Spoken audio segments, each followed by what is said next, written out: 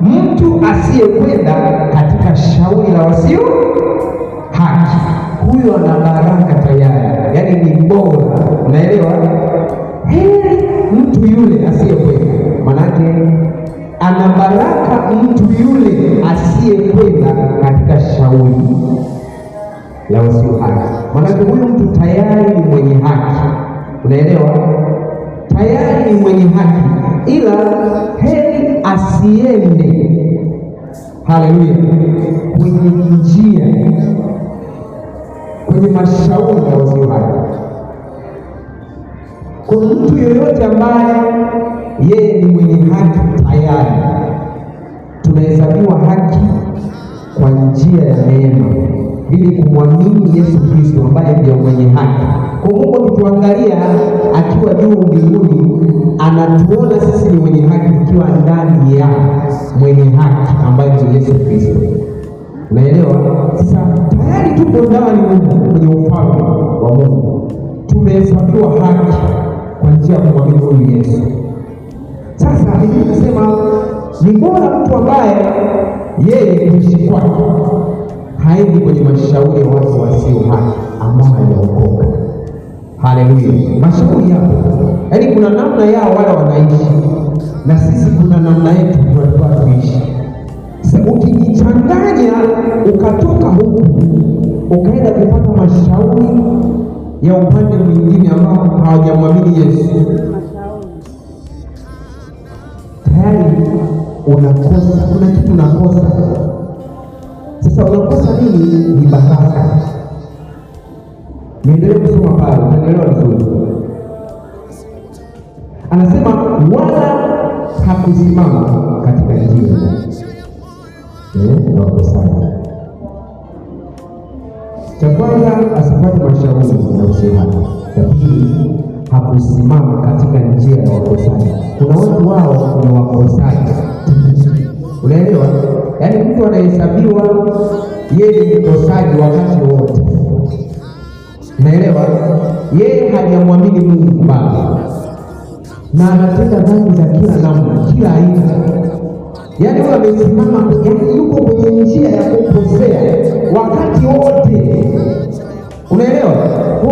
Kawaida ya ulimwengu huu yote anaifuata, yeye ni mkosaji tu wakati wote. Ndio Biblia inasema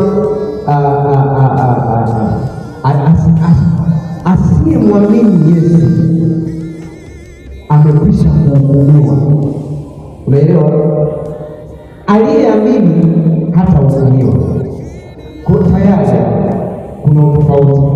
Kwa wale wao ni wakosaji automatically. Sasa kuna mambo mengine akifanya mtu wa kule na mtu wa huku, kwa sababu yeye bado yuko kule, Mungu yule hapa dili naye sana, anadili naye ambaye yuko huku, alafu napata vya kule, inakuwa kwa kuna wakati unakuwa unahukumiwa tu huku ndani, unapata vya upande mwingine na huko upande mwingine. Ndio anasema wala kuketi barazani kwa wenye mizaha, wala kuketi barazani kwa wenye mizaha. Yaani watu wao wana mizaha wakati wote. Haleluya! Yaani watu wao muda wote anaongea mambo yasiyofaa, ambaye hayana maana yoyote. Yani unaelewa, yupo tu ni kusema watu vibaya, kutukana watumishi wa Bwana, kukashifu watu wa Mungu, watu wazuri. Ana nini huyo? Sasa kuna mtu mwingine unaingia kwenye mizaha, unaingia pale, unaanza kujadili mambo ya mpira, unaingia mambo mbele, mambo ya mpira, unaongea wachezaji wewe unawajua wa timu zote za Tanzania mpaka huko nje, umekaa masaa kama matano unabishana na huko mstari wa mbele, hayasaidii chochote. Huko pale unabishana tu na mtu, unajua mimi sinajua, unajua najua, mimi najua. Ukija kuambia bwana hivi, andiko linalosema ombeni nanyi mtapewa, tafuteni nanyi mtaona, bisheni nanyi mtafunguliwa. Tunasema kitabu gani? Nakwambia nalisikiaga, najua lote. kitajiri linatoka wapi? Kwenye kitabu gani? Anakwambia amina. Yatasiri anayo hayo. Unajua mambo ya historia vitabu hivi usipate sana. Si historia tu, wameandika watu kama sisi. Kwa hiyo yupo kwenye mizani. Ukimletea hadithi za kina wasanii wa kidunia wote anajua. Ila tunaye hapa leo. Hakuna kabisa kama Harmonize. Unajua Harmonize bila anaimba bila kucheza kubali. Yuko hapa na bishana na umwambie chochote. Yaani yeye ndo anajua. Unaelewa? Na haya mambo ni sawa. Yaani kwa kawaida kabisa, yaani mambo ya ajabu tu. Zikiletwa habari za Mungu hapo, mimi mwenyewe nasali bila kusema kweli. Niliingia kwenye mkumbo. Mungu na jamani nisisitiza sana, nikasema moja hapa ili tumridhishe Bwana na kanisani. Yaani huwa na waenjoy kweli pale kanisani. Na enjoy kweli. Kuna kitu tunakosa. Bali sheria ya Bwana ndiyo ipendeza. Na sheria yake huitafakari mchana na usiku. Sasa huyu mtu pia na baraka. Asiposimama kwenye njia za usafi, asipofuata mashauri ya wasimama, wao wakiketi kwenye mabaraza ya mizani. Lakini sasa huyu mtu yeye kawaida yake, huyu mtu baba ameamua kubarikiwa. Anasema bali sheria ya Bwana ndiyo ipendeza, na sheria yake huitafakari mchana na usiku. Yaani mtu yeye anapenda kutafakari sheria ya Bwana, uzuri wa Bwana. Kuna kazi, kuna mtu lolote kwa habari ya kumpendeza Mungu wake. Akamwona. Haleluya. Kataa kupata mashauri na usio haki. Kusimama kwenye njia za wakosaji. Wewe mabadiza ni mwenyezi umekataa. Nataka nimpendeze Bwana ili abarikiwe, ili awe heri. Naelewa? Sasa sheria ya Bwana ndio inampendeza. Biblia si kitabu cha kidini.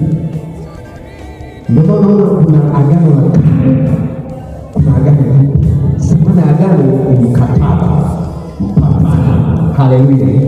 Sasa hii sisi ni sheria, kwa sababu tumeingia kwenye mfalme wa Mungu, mfalme wa Mungu na mfalme wake ni Yesu. Tunajitegemea huko ndani. Tuna sheria yake. Biblia ni katiba yetu ambayo inatuongoza tukiwa ndani ya mfalme huu. Haleluya. Tunasema sheria ya Bwana ni mpendeza. Huwa anaitafakari. Chukua hiyo, itafakari. Haleluya. Yanasoma, anatafakari. Ukimwamsha usiku hajahama bado kwa mambo yake ambayo anayasimamia. Akiamka hapo ni mtu wa maombi. Haleluya. Akiamka hapo ni yuko vile vile anampendeza Bwana wakati wote. Anatafakari sheria ya Bwana. Kuna wakati anakaa anaongea mwenyewe. Akiona kama kuna dhambi na mnyemelea, anaweza kusema Biblia inasema, kumbuka haya maandiko. Biblia inasema Daudi akasema, wewe wangu nimeweka neno lako ili nisije nikakutenda dhambi. Bwana anakumbuka, imeandikwa akichana dhambi zake hatafanikiwa, bali yeye aziungamaye na kuziacha atapata rehema. Kumbe nikitenda dhambi siwezi kufanikiwa.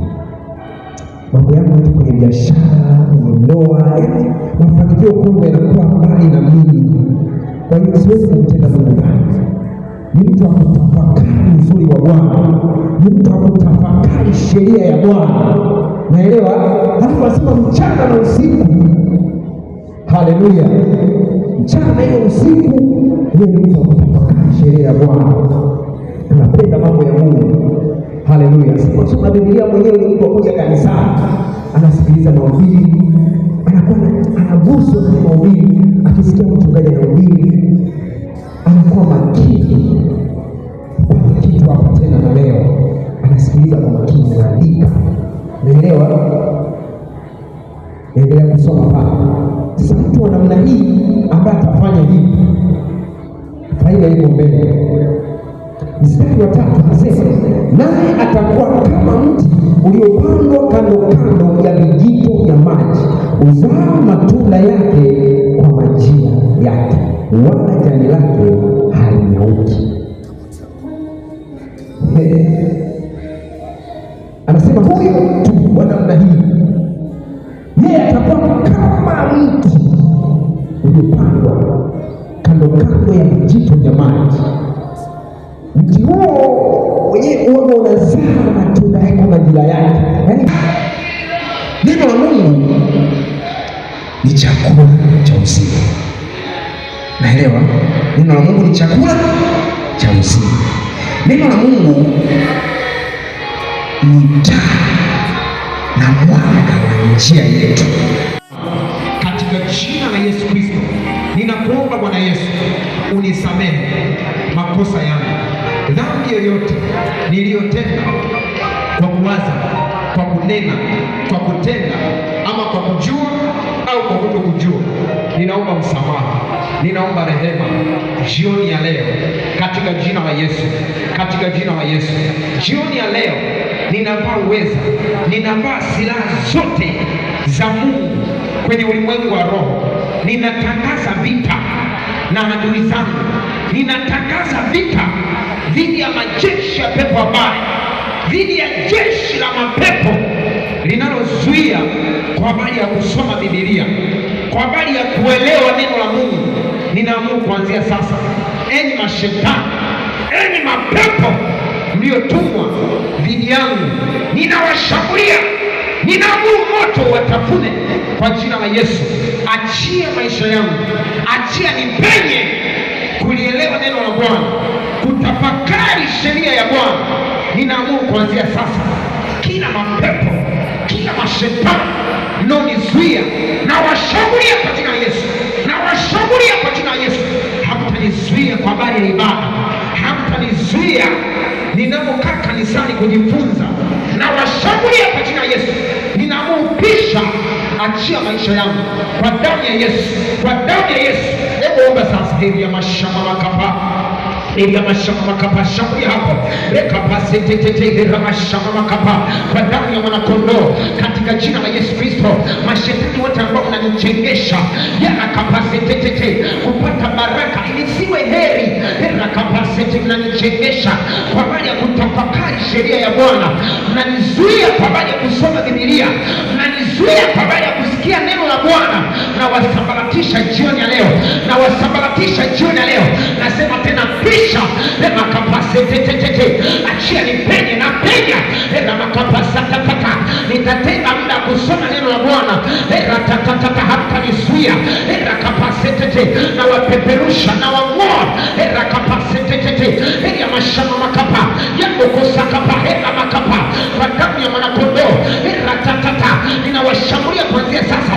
Leo nizuia kwenye baraka yangu ya kutafakari sheria ya Bwana, na kupasua na kupiga kwa jina Yesu. Lema makapasete, ule uzito ambao unazuiwa kwa habari ya kuja kanisani, ninautakuna kwa moto wa Bwana, ninapiga kwa jina Yesu. Ule uzito ambao unanivaa nisielewe neno la Bwana, lema makapa, ninasambaratisha, ninapasua kwa jina Yesu. Ewe adui, na kung'oa, na kung'oa kwa jina Yesu. Achia maisha yangu, lema makapasete, achia maisha yangu, achia maisha yangu, lema makapa. Mashetani wote, mapepo ambao umetumwa na kuzimu, umetumwa kutokea kuzimu ili nizuie kwa habari ya kutafakari sheria ya Bwana, na watafuna kwa moto. Nasema tena pisha, nimewagundua, lema makapasete. Mnakuja wakati wa usiku, mnakuja mchana, lema makapasata, na niwinde nisisome Biblia, lema kapasete, na wasambaratisha jioni ya leo. Ina makapa na ndokosa kapa, kwa damu ya mwanakondoo nitatafakari sheria ya Bwana mchana na usiku, kwa maana imeandikwa, heri mtu yule asiyekwenda katika shauri la wasio haki, wala kusimama katika njia ya wakosaji, wala kuketi barazani kwenye mizaa, bali sheria ya Bwana ndiyo mpendezayo. Leo utafakari sheria yake mchana na usiku. Huyo atakuwa kama mti uliopandwa kando kando vijito vya maji, uzaa matunda yake kwa majira yake, wala jani lake halinyauki, na kila alitendalo litafanikiwa. Ela makapasatata.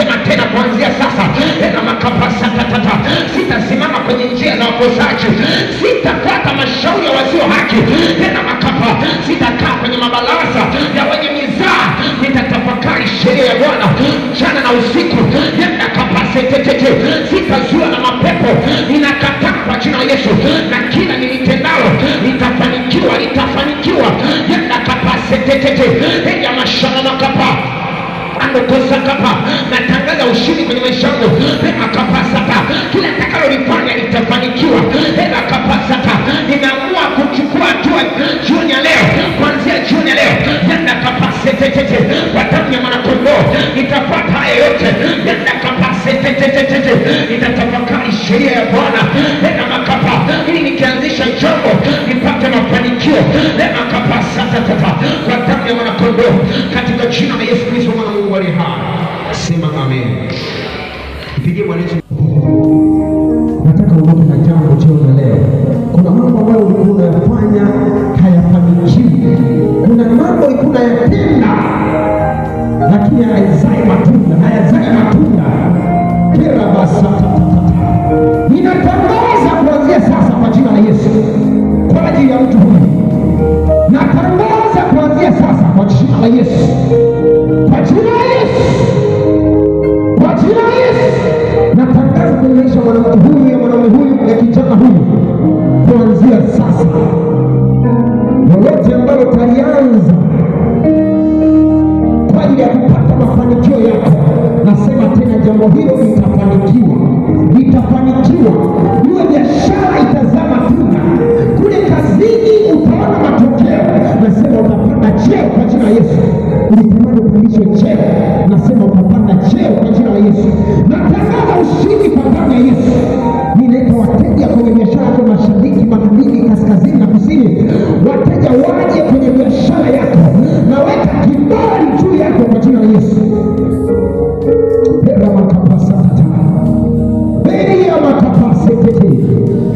Kwa damu ya mwanakondoo, kwa damu ya Yesu Kristo mwana Mungu aliye hai, huyu amefanikiwa, huyu ni mshindi kwa jina la Yesu Kristo.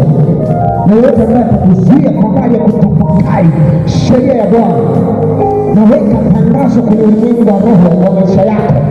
Hili ni tangazo Bwana Mungu anatangaza kwa jina la Yesu. Atakayezuia kusoma neno la Bwana akutane na upanga wa Bwana kwa jina la Yesu. Atakayekuzuia kwa habari ya kuelewa neno la Bwana kwenye mahubiri ukiwa kanisani, atakayekuzuia wewe akutane na makali ya upanga wa Bwana katika jina la Yesu. Nasema tena, wewe umefanikiwa, umebarikiwa, wewe ni heri katika jina la Yesu Kristo mwana wa Mungu. Baba Mungu, nakushukuru sana kwa jambo hili umetenda na kuzidi kwa jina la Yesu Kristo. Sema amen. Mshangilie Bwana Yesu kwa makofi mengi ya shangwe na vigelegele.